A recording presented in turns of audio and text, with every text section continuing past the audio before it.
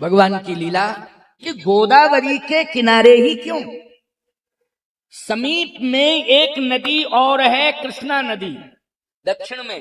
वो गोदावरी से बड़ी नदी है कृष्णा नदी, उसको कहते हैं, बिल्कुल पास में ही।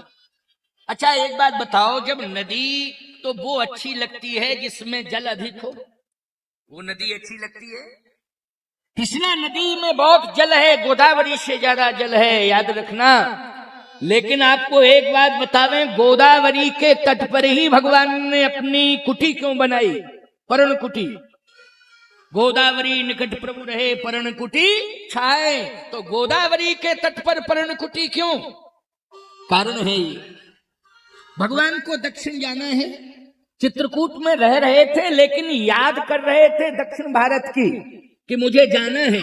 और भगवान के एजेंडे में निश्चित रूप से ये था कि मुझे दक्षिण में समुद्र पर पुल का निर्माण करना है।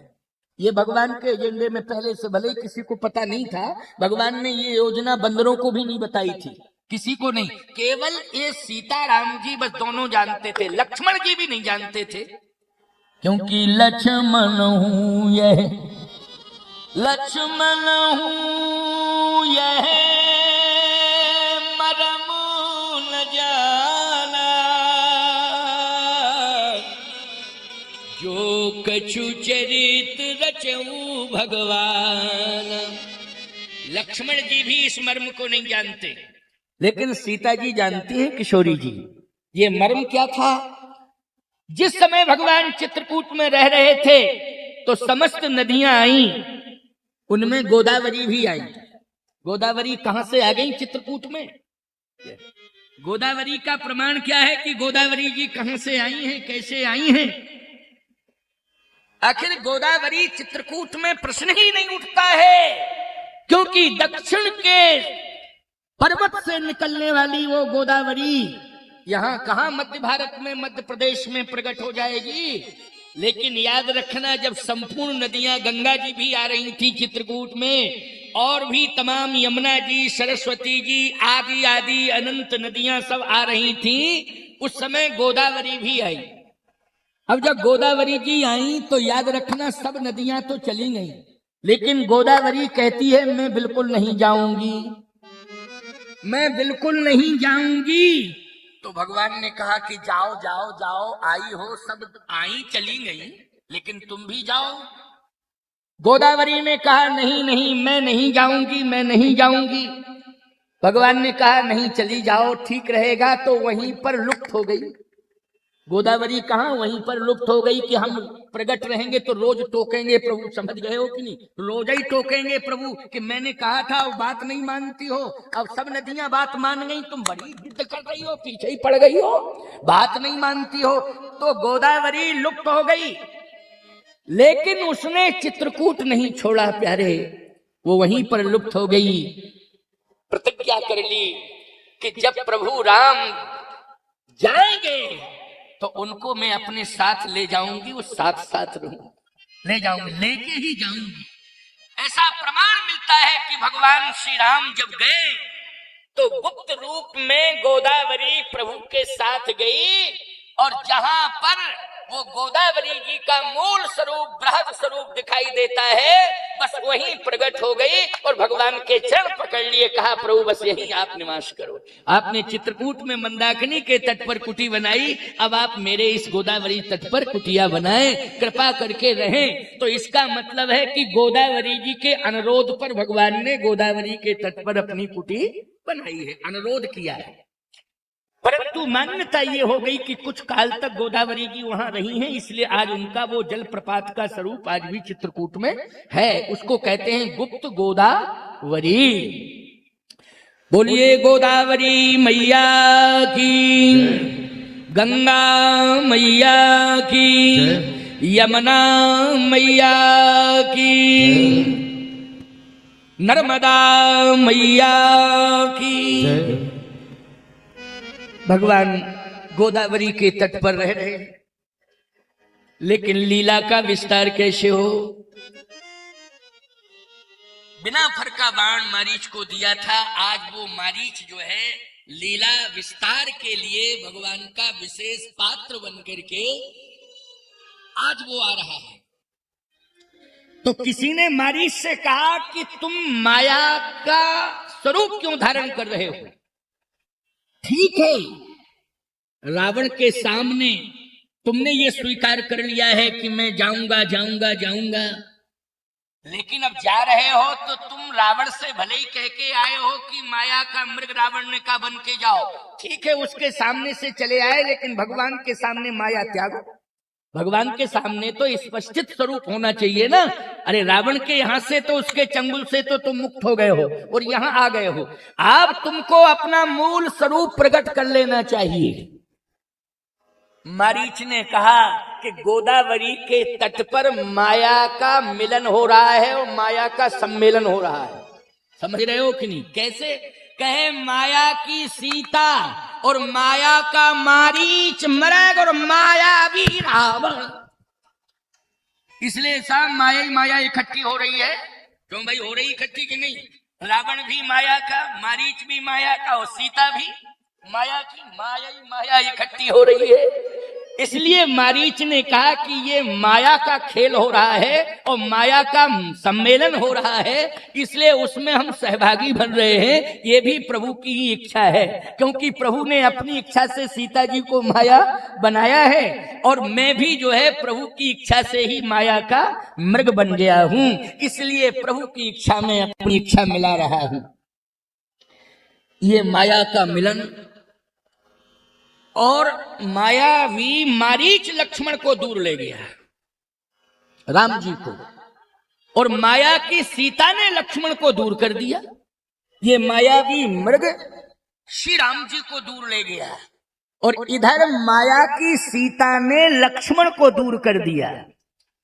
क्यों? लीला का विस्तार कैसे होगा? अगर ये लक्ष्मण रहेगा तो लीला पूरी हो ही नहीं सकती है, क्योंकि मायावी रावण तभी आ पाएगा जब एकदम सुनसान होगा, एकांत होगा, कोई नहीं होगा, तभी तो वो आएगा। अगर कोई रहा तो आ ही नहीं सकता है।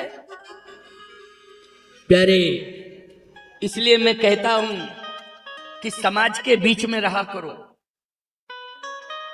एकांत में ज्यादा रहना पसंद मत किया करो, नहीं माया घेर लेगी। समझ रहे हो? एकांत में ज्यादा रहोगे, लोग प्राइवेसी प्राइवेसी प्राइवेसी, याद रखना उन्हीं लोगों को माया जकड़ लेती है। क्यों भाई? और फिर ऐसे फंस जाते हैं वो कि प्राइवेट ही हो जाते हैं। क्यों भाई? प्राइवेट हो जाते हैं, फिर वो किसी के काम के नहीं रहते हैं, ना वो रिश्तेदारों के काम के, ना देश के काम के, और ना वो यहां तक कि परिवार के भी काम के नहीं रहते। नहीं नहीं नहीं, एकांत में माया ज्यादा जकड़ती है। इसलिए प्यारे, चार लोगों के साथ रहा करो, चार लोगों के विचार सुना करो, और विचारों में अगर संतुष्टि नहीं मिल रही है तो सत्संग में जाकर के संतों के विचार श्रवण किया करो। जीवन में अभूतपूर्व परिवर्तन होगा। इसलिए समय समय पर ये आयोजन होते रहते हैं, क्योंकि चार लोगों के बीच में भी विचार सुनते सुनते दिमाग पक जाता है। क्यों भाई? पक जाता है कि नहीं? इसलिए ये आयोजन समय समय पर होते हैं, संत महात्माओं को बुला करके, कि संतों का दर्शन और संतों का विचार सुन करके परिमार्जन हो जावे। क्यों भाई? विचारों में परिमार्जन हो जावे और आत्म शुद्धि हो जावे, हमें संतुष्टि मिल जावे और हमारा जीवन परमात्मा तत्व से जुड़ जावे। ये हमारे जीवन का परम लक्ष्य होना चाहिए। तो आज माया का प्रपंच गोदावरी के तट पर लक्ष्मण जी को भी सीता जी ने भेज दिया, जाओ तुम्हारे बड़े भैया संकट में हैं।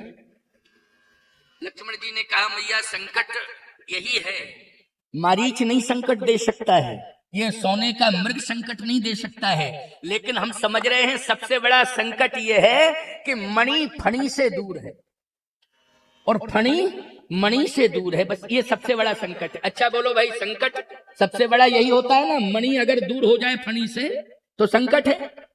और एक बात बताएं, मणि से फणी दूर हो जाए तो मणि पे संकट है, क्योंकि अगर फणी एकांत में है और मणि नहीं, फणी नहीं है और मणि एकांत में है, तो कोई भी चोर ले जाएगा कि नहीं ले जाएगा?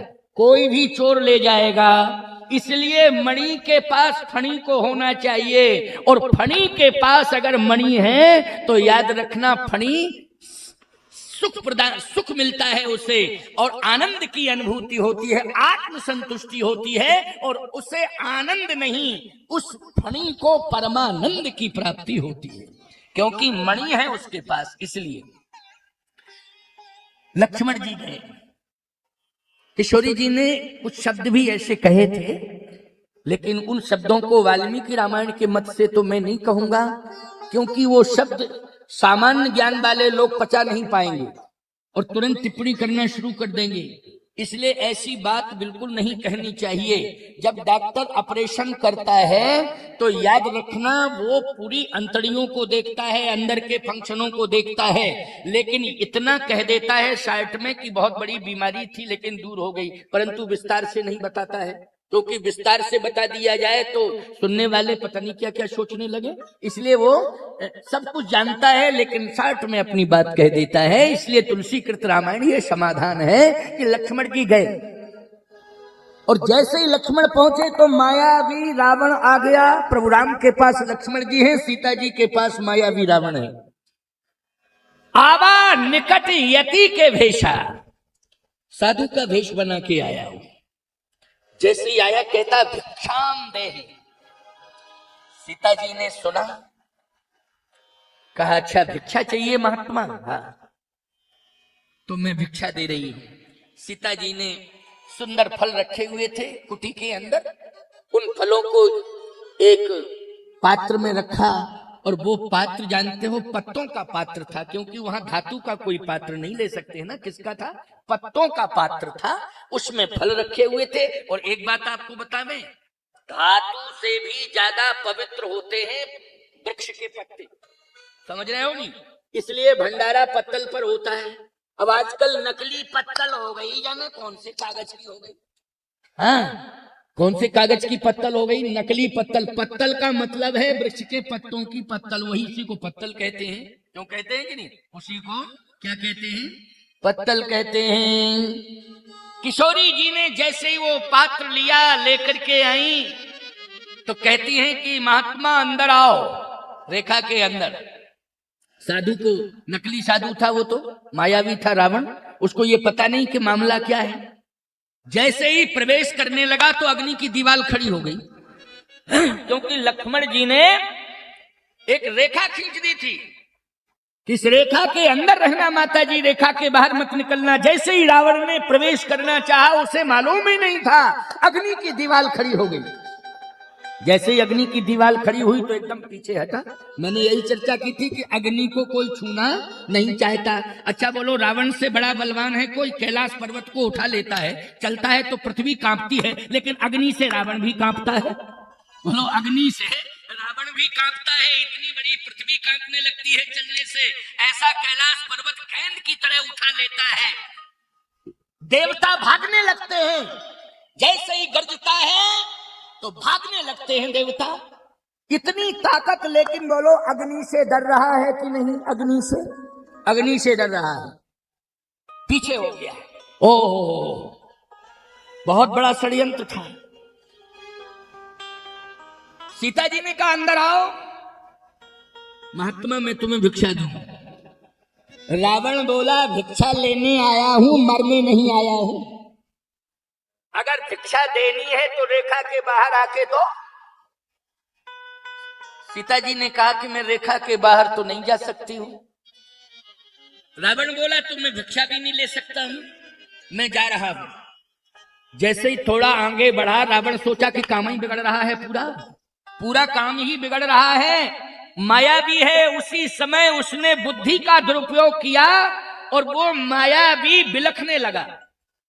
और बिलखने के शब्द सुनना कि वो कैसे बिलख रहा है, सीता जी को कैसे प्रभावित कर रहा है। कहता है ठीक है, तुम्हारे द्वार से एक यति, एक भिक्षुक निराश होकर के जा रहा है, आज उसे भिक्षा नहीं मिल रही है। तुम जिस कुल की कुलवधू हो, वहां मांगने वाले को कभी मना नहीं किया जाता है, लेकिन आज तुमने कुल का धर्म छोड़ दिया है। बस सीता जी ने कहा रुको रुको रुको, अब मैं कुल का धर्म निभाऊंगी, भले ही संकट में फंस जाऊं, रेखा के बाहर निकल के तुझे भिक्षा दूंगी, कुल का धर्म निभाऊंगी। लेकिन मन ही मन सीता जी ने कहा, मैं तो रेखा के बाहर निकल करके कुल का धर्म निभाऊंगी, लेकिन रेखा के बाहर निकल करके तेरे कुल को नष्ट कर दूंगी।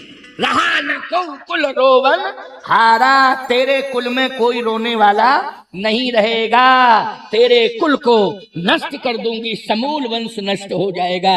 मैं तो अपने कुल का पालन करूंगी, मैं रेखा के बाहर निकल करके अपने कुल का पालन करूंगी, निर्वाह करूंगी। मन ही मन सीता जी ने कहा और तुरंत रेखा के बाहर आ गई सीता जी। जैसे ही रेखा के बाहर आई तो तब रावण निज रूप दिखावा, तब रावण निज रूप दिखावा,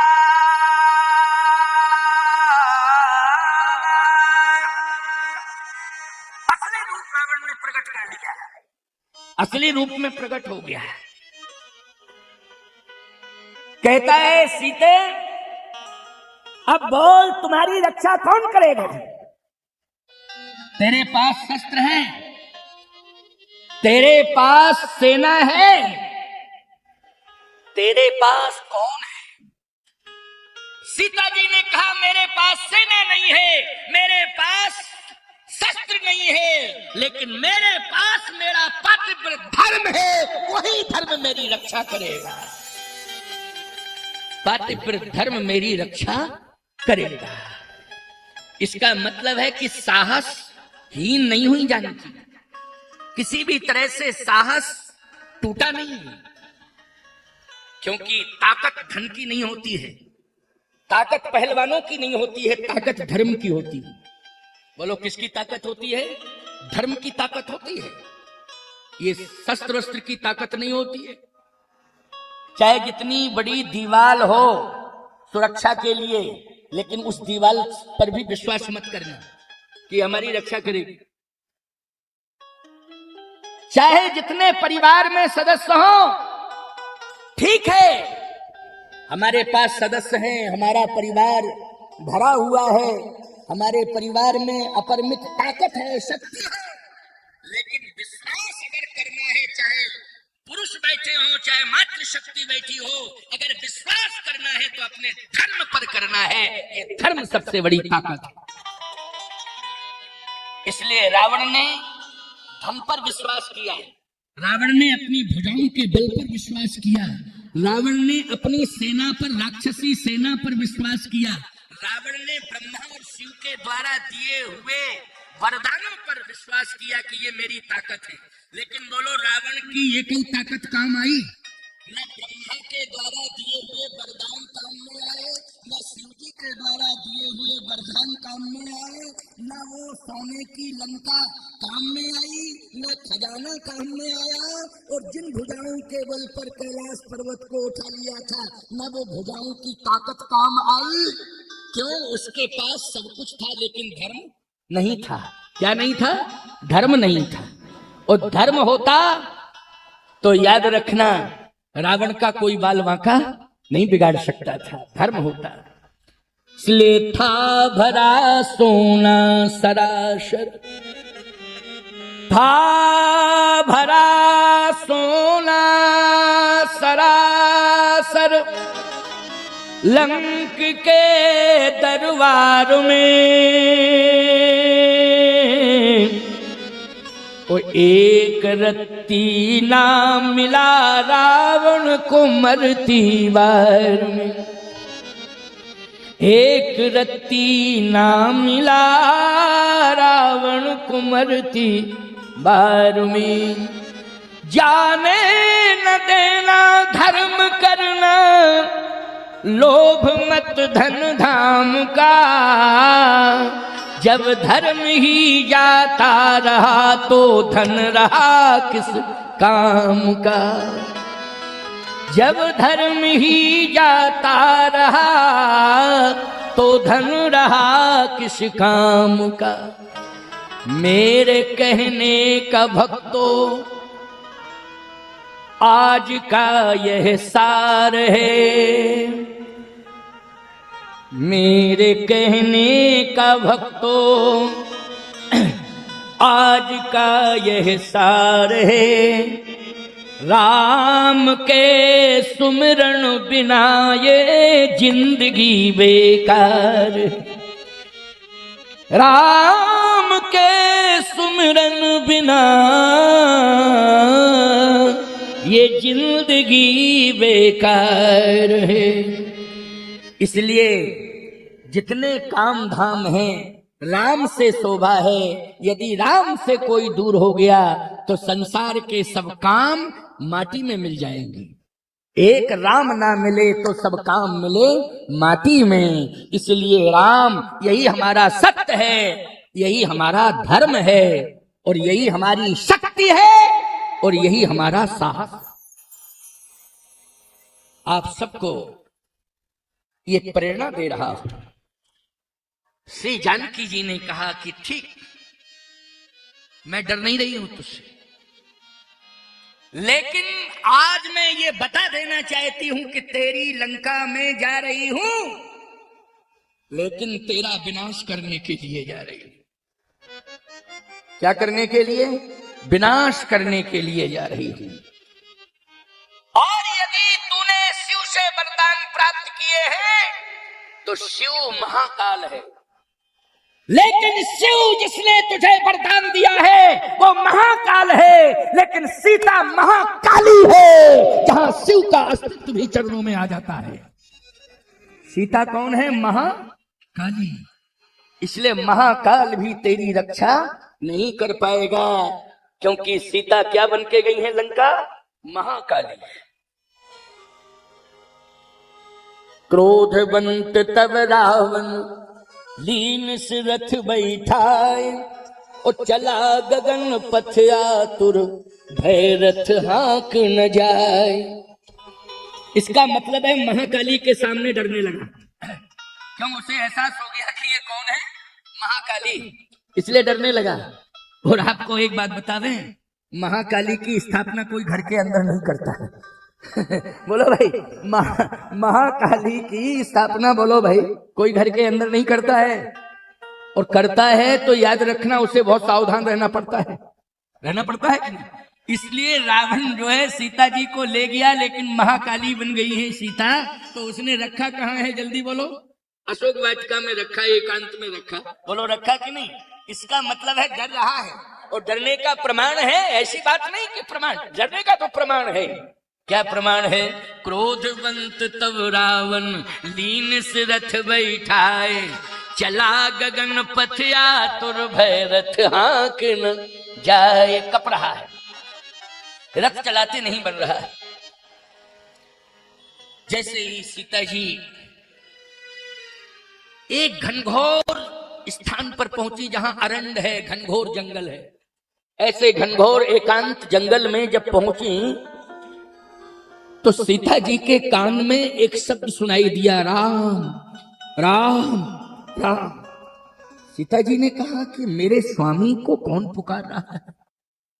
सीता जी के सोच रही है कि मेरे स्वामी को कौन पुकार रहा है? राम राम राम। याद रखना वो स्थान था जहां पर्वत की गुफा के अंदर गिरिराज जटायु जी थे।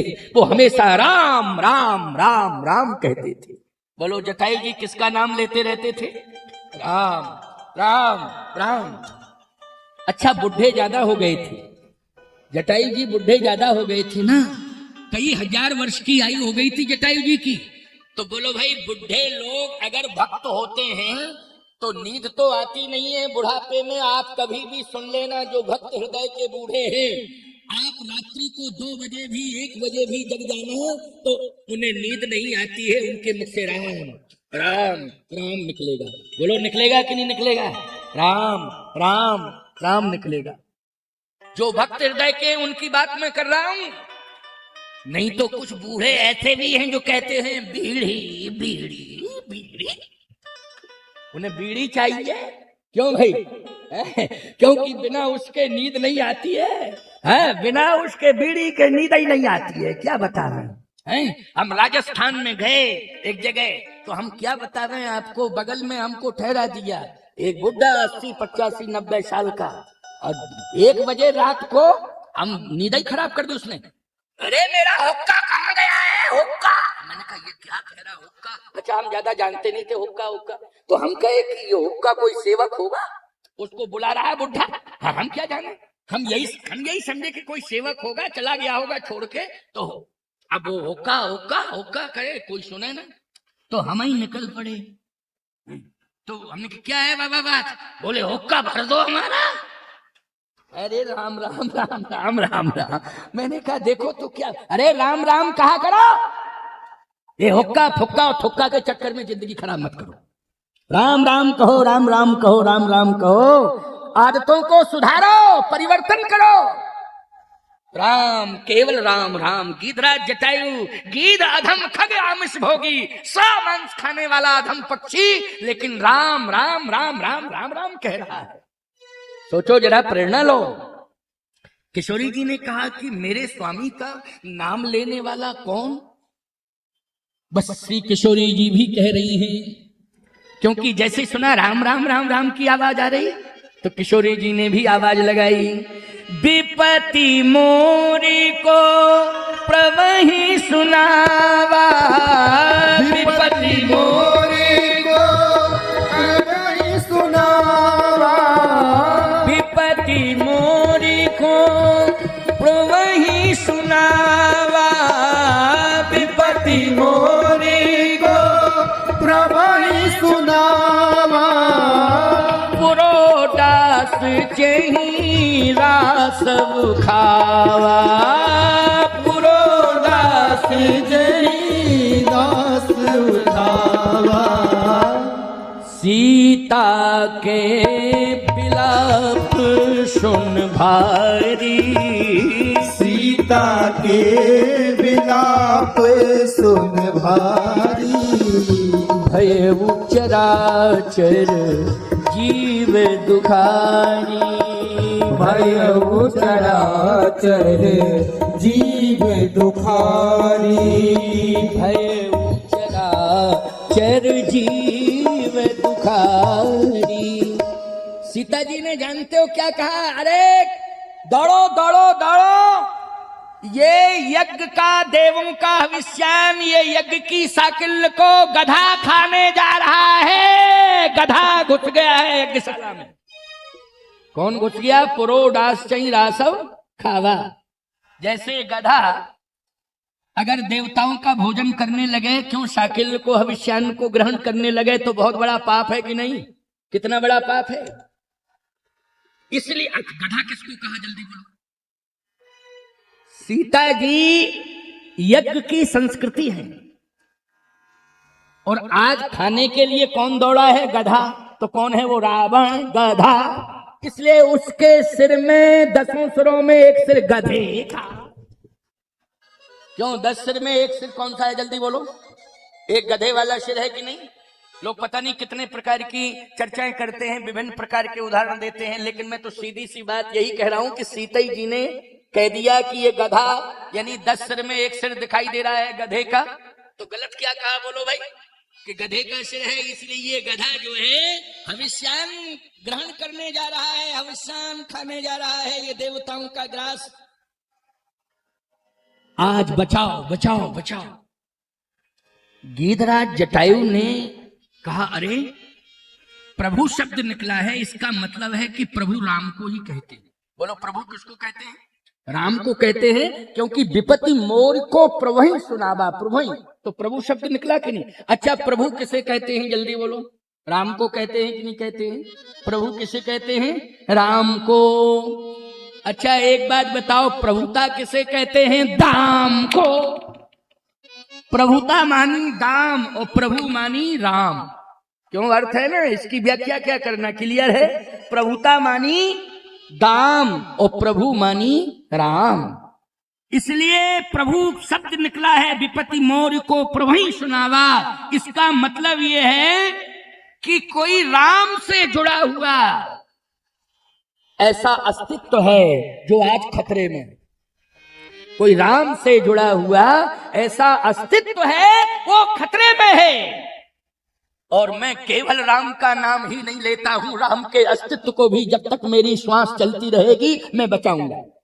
केवल मैं राम का नाम लेने वाला ही नहीं हूं, यदि राम के अस्तित्व पर आंच आएगी तो भले ही मेरे प्राण चले जाएं, लेकिन राम का अस्तित्व मैं बचाऊंगा, ये संकल्प ले रहा हूं।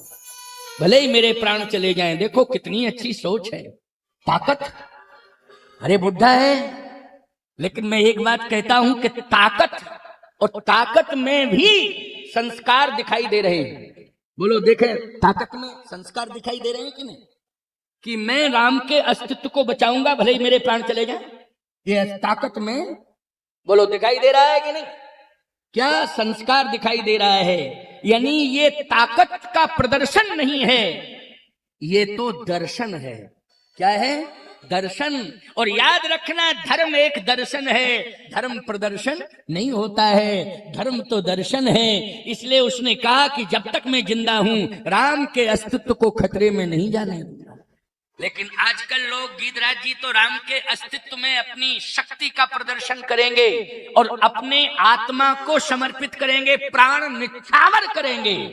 लेकिन आजकल तुम लोगों की आवाज सुनाई देती है और हाथ भी उठाते हो, लेकिन कहते क्या हो? ये नहीं कहते हो कि जो राष्ट्र का अस्तित्व मिटाएगा हम उसे मिटा देंगे, ये नहीं कहते। जो हमसे टकराएगा, वाह बहादुरो, क्या तुम्हारी भाषा है, गजब। क्यों? हमसे टकराएगा चूर चूर हो जाएगा। अरे कम से कम रामायण पढ़ के समझ तो लो, बोलना सीख लो कैसे बोला जाता है, हैं? रामायण पढ़ के कम से कम बोलना ही सीख लो, बोलने का तरीका तुम्हें रामायण सिखाएगी, हैं? इतना दूध पी गए हो भैंस का तुम, हैं? कि बुद्धि भी भैंस ही जैसी हो गई है, हैं? जो हमसे टकराएगा चूर चूर हो जाएगा। नहीं, जो श्री राम के अस्तित्व को मिटाएगा, गीधराज जी ने कहा कि मैं उसके अस्तित्व को मिटा दूंगा, ये मैं प्रतिज्ञा करता। इसलिए कहा, सीते पुत्री करसी जन त्रासा,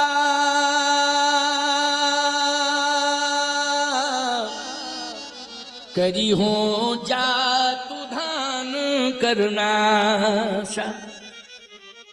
हे पुत्री, तू चिंता मत कर, अभी आ रहा हूं और आज इसका मैं सर्वनाश कर दूंगा। सर्वनाश। देखो आपको एक बात बतावें, सीता जी महाकाली बन के जा रही है। क्या बन के? रावण का विनाश करने, उसकी लंका का विनाश करने के लिए सीता जी महाकाली बनकर के जा रही हैं। और याद रखना, महाकाली वो है कि महाकाल का अस्तित्व जिनके चरणों में है। बोलो, महाकाली का चित्र देखा? भगवान शिव लेटे हुए हैं चरणों में महाकाली के। तो महाकाल कहाँ है? चरणों में है। ये महाकाली है, इसलिए इसको कोई बचा नहीं पाएगा, इसके वंश को कोई बचा नहीं पाएगा, इसके वंश का विनाश होना ही होना है। लेकिन आपको गजब की बात एक बतावें कि गीधराज जटायु ने भी वही भाषा बोली है, करी हो जातु धान कर नासा। वाह, ये समर्पण है। किसके प्रति समर्पण है? ये धर्म संस्कृति के प्रति समर्पण है। बोलो, है समर्पण की नहीं? धर्म और संस्कृति के प्रति समर्पण है। हम आपको सही बतावें, अगर तुम्हारी आवाज ये निकल रही है कि जो देश भारत देश पर आंख उठाएगा हम उसकी आंख निकाल लेंगे, तो याद रखना ये राष्ट्र के प्रति तुम्हारा समर्पण है। बोलो, किसके प्रति समर्पण है? राष्ट्र के प्रति समर्पण है कि जो भी हमारे देश पर निगाहें ऊंची करके, ऊंची आवाज करके अगर चैलेंज करता है तो निश्चित है हम चैलेंज देंगे, और यदि आंख उठा के देखता है तो उसकी आंख को निकाल लेंगे। ये राष्ट्र के प्रति समर्पण है।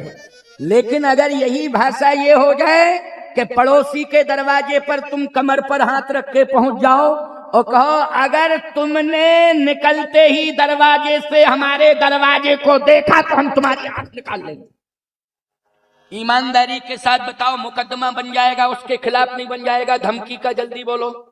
और जेल चला जाएगा कि नहीं चला जाएगा?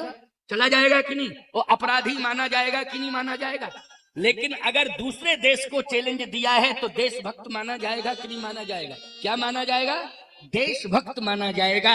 इसलिए कम से कम भाषा बोध होना चाहिए, भाषा का अर्थ समझ लेना चाहिए। कभी भी हमें भाषा को क्रोध में नहीं बोलना चाहिए, भाषा को बोध के साथ बोलना चाहिए। यह है रामायण का सिद्धांत। आज गिधराज जटायु के अंदर क्या ये क्रोध है? नहीं नहीं, ये क्रोध नहीं है, ये समर्पण है। इसको क्रोध नहीं कहते हैं, इसको क्या कहते हैं? समर्पण कहते हैं। किसके प्रति समर्पण है? सनातन संस्कृति के प्रति समर्पण है। अपमान नहीं देख सकता, भले ही इसके लिए मुझे कुछ भी करना पड़े, अपमान नहीं देख सकता। अपमान कैसे देखा जाएगा प्यारे? यहां गुरु गोविंद सिंह के दोनों बेटे जोरावर सिंह, फतेह सिंह, इन दोनों ने धर्म को आगे किया है, अपने जीवन को महत्व नहीं दिया है, धर्म को महत्व दिया है। और 7 वर्ष का बालक, दूसरा 9 वर्ष का बालक अबोध होता है, लेकिन बड़े बड़े क्रांतिकारियों की जिह्वा पर वो बोध नहीं आया जो 7 वर्ष का बालक और 9 वर्ष का बालक बोल रहा है। औरंगजेब से बोल रहा है, तलवार सामने है, लेकिन जोरावर सिंह, फतेह सिंह ने कहा कर दो कत्ल, खुशी से कुछ भी उजल नहीं है, प्यारा है धर्म अपना जितना ये सिर नहीं है। हम सिर कटा सकते हैं लेकिन धर्मांतरण स्वीकार नहीं कर सकते हैं। हम मरना पसंद करेंगे लेकिन धर्म परिवर्तन नहीं करेंगे।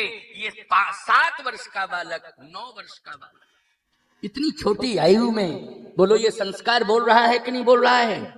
ये कलिकाल का एक बालक बोल रहा है और रामचरितमानस का बूढ़ा बोल रहा है।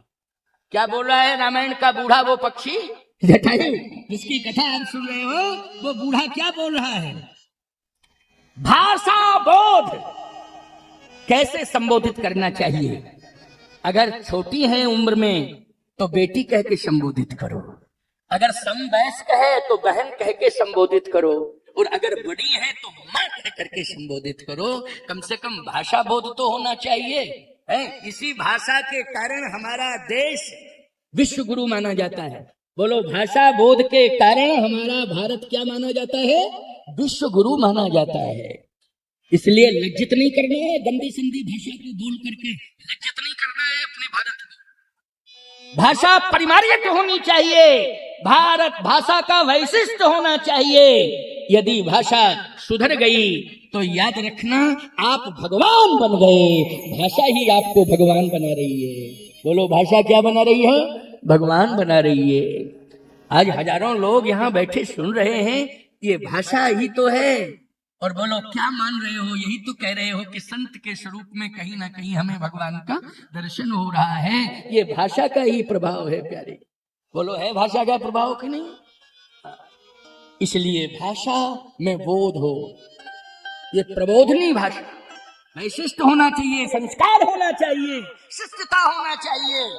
शिष्ट हो तभी आप विशिष्ट हो, अगर शिष्ट नहीं हो तो आप विशिष्ट नहीं हो। तो आइए सुनिए, गीधराज जी ने कहा, पुत्री चिंता मत कर, मैं आ रहा हूं। सीते पुत्री करश जन त्रासा, मैं आ रहा हूं, पुत्री तू चिंता मत कर। जैसे ही किशोरी जी ने सुना कि पुत्री, रावण क्या कह रहा था देखो। जिसे लोग विद्वान कहते, मैं कहता हूं बड़ा मूर्ख है, वो यही कह रहा था कि मैं तुम्हें पत्नी बनाऊंगा। बोलो, रावण की भाषा क्या है? मैं तुम्हें पत्नी बनाऊंगा। और सही बताना ईमानदारी के साथ, गीधराज जटायु की भाषा क्या है कि मैं पुत्री बना चुका हूं, तुझे मैं पुत्री मान रहा हूं। बोलो, अंतर है कि नहीं? भाषा में कितना बड़ा अंतर है। एक सीता से पत्नी कहता है, अनाधिकार चेष्टा करता है, और एक बूढ़ा जटायु जो पक्षी अधम ठग है, वो कहता है पुत्री पुत्री पुत्री। बोलो, अंतर है कि नहीं? इसलिए मैं कहता हूं कि समुद्र के इस पार वालों में और उस पार वालों में बहुत अंतर है। समुद्र के इस पार वालों में और उस पार वालों में बहुत अंतर है, बहुत अंतर है, जमीन आसमान का अंतर है। आप कहो कितना अंतर है? इस पार है दशरथ और उस पार है 10 मुख, कितना अंतर है? बोलो, कितना अंतर है? इस पार है दशरथ, उस पार है 10 मुख। बोलो भाई, है कि नहीं? आपको एक बात और बता दें, इस पार उस पार का अंतर। दशरथ के पास राम, लक्ष्मण, भरत, शत्रुघ्न ये पुत्र हैं। अच्छा, रावण के पास भी पुत्र हैं, 1 लाख पूत, 1.25 लाख नाती, 1 लाख पूत। अब राम सीमित परिवार है तो नाम ले दिया, अब 1 लाख का नाम कौन लेता है? क्यों वोटर लिस्ट पढ़ के सुनावे क्या? लेकिन एक का नाम ले रहा हूं, एक का नाम, और उसका नाम सुन लो और अर्थ किए दे रहा हूं। उसका नाम भी बता रहा हूं और अर्थ भी किए दे रहा हूं। रावण का सुप्रसिद्ध बेटा है, पुत्र है मेघनाद। ये सुप्रसिद्ध है, इसको कहते हैं इंद्रजीत। इसका एक नाम क्या है? इसकी ख्याति है, जो रावण का बेटा दशमुख का बेटा है उसकी ख्याति है इंद्रजीत। बोलो है कि नहीं इंद्रजीत? लेकिन याद रखना, रावण का बेटा इंद्रजीत है, दशमुख का बेटा इंद्रजीत है, और दशरथ का बेटा राम इंद्रिय जीत है। बोलो कितना अंतर है इस पार का उस पार का। इस पार रहता है भारत में इंद्रिय जीत, और समुद्र के उस पार रहता है इंद्रजीत। अब बताओ, इंद्रिय जीत बड़ा है कि इंद्रजीत बड़ा है? जल्दी बोलो। इंद्रिय जीत बड़ा है, जिसने इंद्रियों पर नियंत्रण कर लिया हो। बोलो, जहां राम तहां काम नहीं, जहां राम है वहां काम तो रह ही नहीं सकता है। समझ रहे हो कि नहीं? वहां काम रह ही नहीं सकता है। बोलो कितना अंतर बताया, डिफरेंस बता दिया कि नहीं बता दिया है? अब सुनते जाइए, बहुत अच्छी बात बताने जा रहा हूं। गीधराज जटायु ने पुत्री कहकर के संबोधित किया और कहा, मैं आ रहा हूं, चिंता मत कर बेटी। बेटी शब्द सुना, पुत्री शब्द सुना तो सीता जी को परितोष मिला। अरे ये आवाज जनकपुर से तो नहीं आई है, ये आवाज तो जंगल से आ रही है। क्यों? पिता कहाँ रहता है? जनकपुर में। लेकिन आवाज जनकपुर की नहीं थी, आवाज कहाँ की थी? जंगल की थी। बोलो थी जंगल की? अच्छा, जनक की आवाज नहीं थी, जटायु की आवाज थी। है? मानव जाति की आवाज नहीं थी, पक्षी जाति की आवाज थी। बोलो थी कि नहीं थी? और उसमें भी अधम पक्षी गीध, उसकी आवाज थी। धन्य है सीते पुत्री, सीते पुत्री करस जन त्रासा। सीते पुत्री करसी जन त्रासा, करी हो जा तू धान करना। मैं आ रहा हूं। और जैसे गीधराज जी थोड़ा सा आगे बढ़े, मैं आ रहा हूं, आ रहा हूं, आ रहा हूं, आ रहा हूं, तो जितने पक्षी थे वो कहने लगे, मत जाओ, मत जाओ, मत जाओ। क्यों? मैं देख करके आया हूं रावण के पास बहुत हथियार हैं, तुम क्या करोगे? तुम्हारे पास कोई हथियार नहीं है, मत जाओ, मत जाओ, मत जाओ। गीधराज जी बोले, तुम कौन हो? कहा, हम तुम्हारी जात बिरादरी के पक्षी हैं। गीधराज जी ने कहा कि अच्छा काम करने जा रहा हूं, भारतीय संस्कृति का सम्मान करने जा रहा हूं, और ऐसे अवसर पर तुम कह रहे हो मत जाओ, मत जाओ, मत जाओ, और फिर कहते हो हम पक्षी हैं, पक्षी हैं। अरे तुमसे अच्छे तो विपक्षी हैं, कम से कम जो सामने आकर के चैलेंज देते हैं। तुम तो पीछे से टांग पकड़ के खींच रहे हो, कैसे तुम पक्षी हो? अच्छा सही बतावे, इन पक्षियों ने अपनी चोंच से गीधराज जी के जो है पैर पकड़ लिए और खींचने लगे। तो गीध बोला कि अरे कम से कम विपक्षी सामने से ललकारता है, और ये पक्षी कैसे हो तुम? के अंदर ही अंदर से टांग पकड़ के खींच रहे हो हैं? आपको एक बात बतावें, जितना विपक्षी से खतरा नहीं है उतना पक्षी से खतरा है। हाँ, समझ गए हो कि नहीं? सांसद जी बहुत हंस रहे हैं, राजकुमार चार जी क्यों भाई क्या?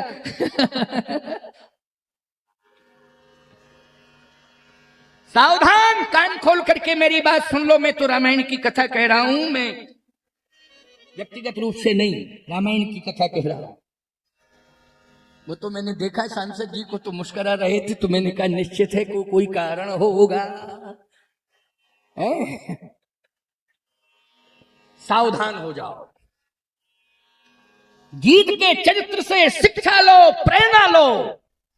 गीधराज जी ने एक बात कही पक्षियों से कि देखो ये शरीर नाशवान है, एक दिन जाएगा, इसे कोई रोक नहीं सकता है, लेकिन मेरे पास देने के लिए, क्योंकि मरने वाले को मरने के पहले दान करना चाहिए, लेकिन पक्षियों मेरे पास देने के लिए दान नहीं है, लेकिन मैं बलिदान तो कर ही सकता हूं।